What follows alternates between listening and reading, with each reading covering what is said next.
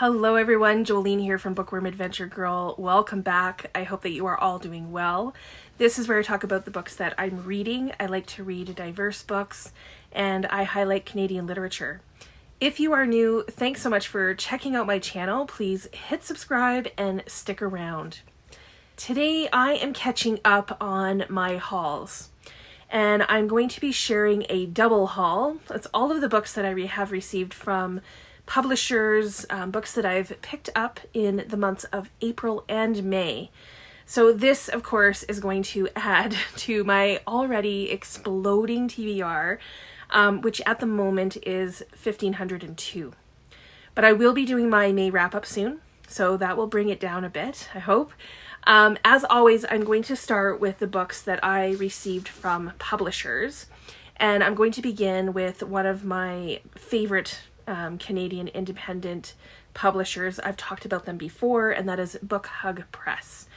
The first book was published on May 7th, and it's These Songs I Know by Heart by Toronto author Erin Brubacher. This book seems to be written in like little vignettes. The main character was married and divorced in her 20s and is now contemplating pregnancy at 40. So through her friendships and chance encounters, she learns about motherhood and love. So there are themes of step-parenting and IVF, obviously family, friendship, and community. So I'm interested in learning more about this main character, and you already know that I am a sucker for a book with a good friendship. So this puts the TBR at 1,503. The next book is also from Harbour Press, and it was published on May 21st, and it is Disobedience by non-binary author Daniel Sarah Karasik, another Toronto author. And this is a debut novel that is a queer and trans speculative dystopian story. The main character is Shale, who lives in a prison camp after centuries of environmental catastrophes.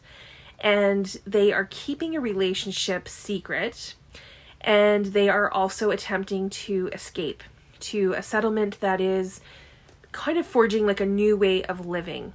So the book is about compassion, it's about justice and healing.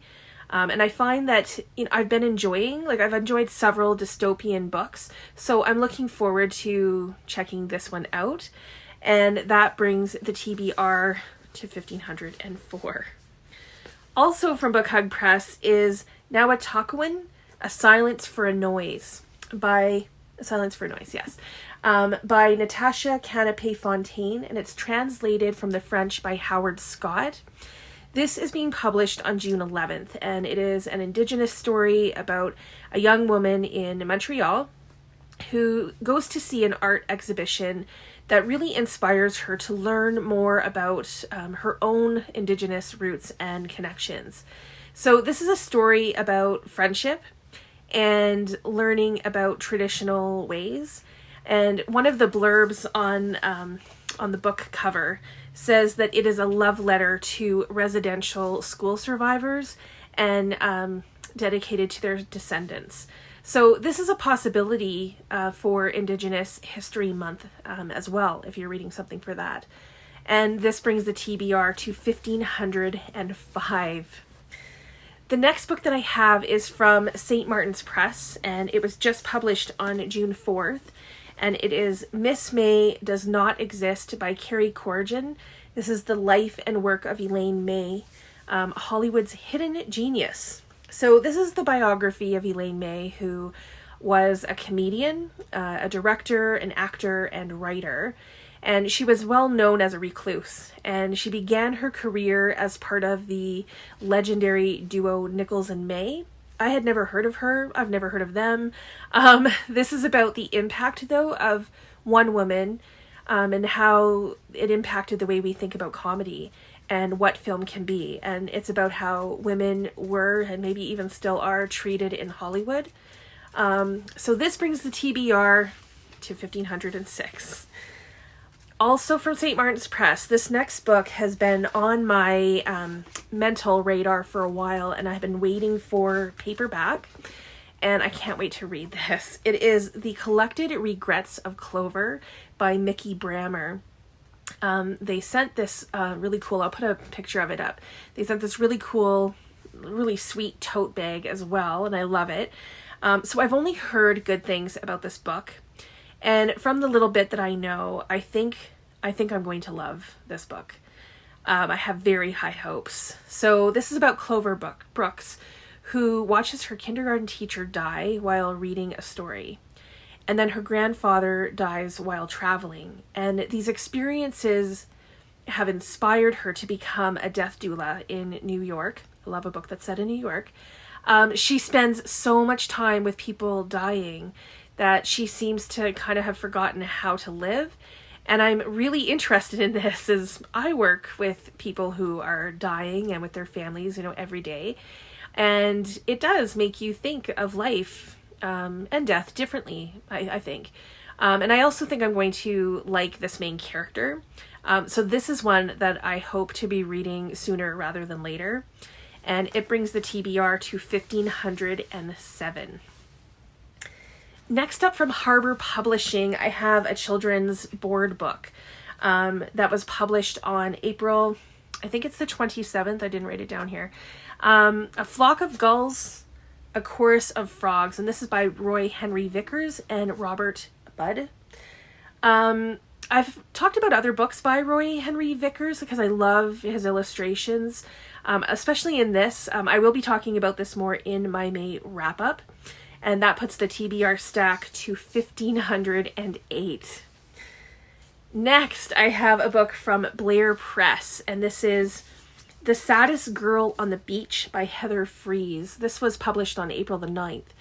And it takes place in North Carolina, where the main character, Charlotte, she goes there after her father dies. Her best friend's family runs a small inn, and the family takes her in as she grieves.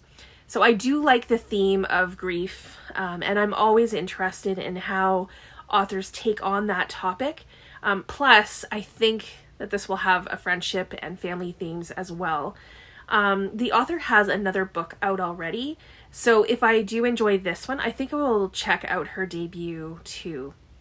The TBR stack is still climbing, so we are at 1,509, and there's still more. As many of you already know, I support the Republic of Consciousness.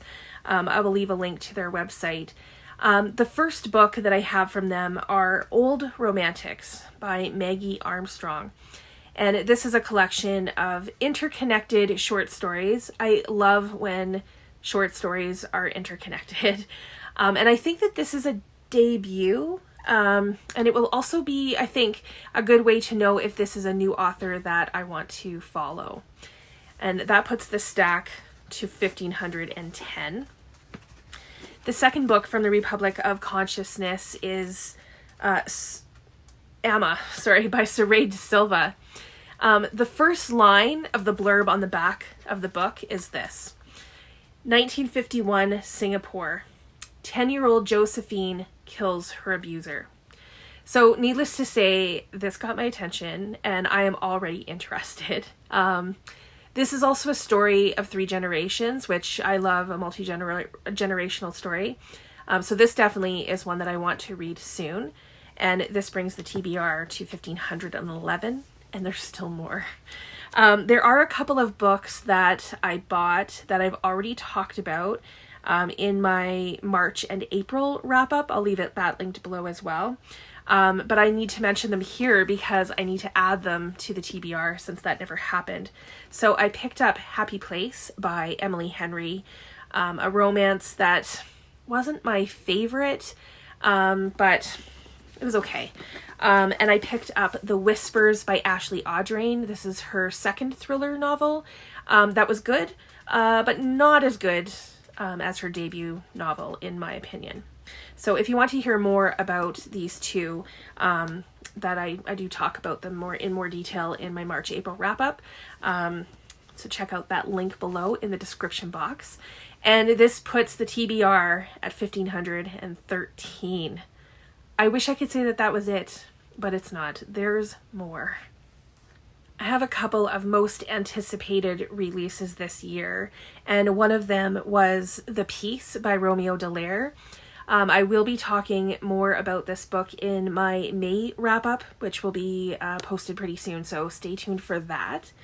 And this means that the TBR stack is at 1,514. The next books in my haul are all from one of my favorite independent bookstores here, called The Owl's Nest, and I picked up, I would say, another most anticipated book there, and it is The River We Remember by William Kent Kruger. I have read his 2 standalone novels, both 5-star books for me, so I do have very high hopes for this. I don't really know what it's about, other than I know it's a murder mystery that takes place in a small town in Minnesota. I don't really want to know much more than that because I do love William Kent Kruger, and I just want to go in and enjoy how he tells a story and how he makes me love his characters. So that brings the TBR to 1,515. Another book that I picked up at Owl's Nest has been on my mental TBR forever, and it is Convenience Store Woman by Sayaka Murata, translated from the Japanese by Ginny Tapley Takamori. This is a short little book, and again, I've only heard good things, and I don't actually know a whole lot about it, and this is another one that I'm hoping to go into it as blind as possible, and I'm hoping that I will enjoy it as much as I know others have. It does bring the TBR to 1,516, and we are still not done. So while browsing at Owl's Nest, I found Ripley's Game by Patricia Highsmith, and this is the 3rd book in the Ripley series. I've read the first one, The Talented Mr. Ripley, and I read that with AJ from AJ Dunn Reads and Writes. This was part of the Killer Reads kind of read-alongs that AJ is doing. I was pleasantly surprised how much I enjoyed the first book, and ever since I have wanted to continue with the series. Plus, and this is really why I picked this particular book up, I love these editions.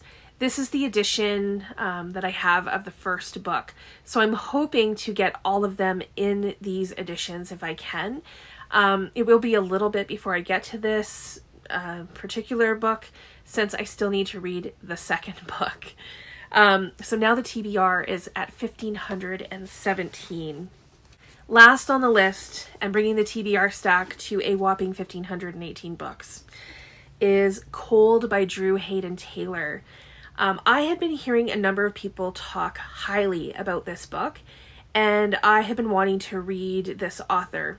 I have a couple of his books already, so I picked this one up as well, as I do.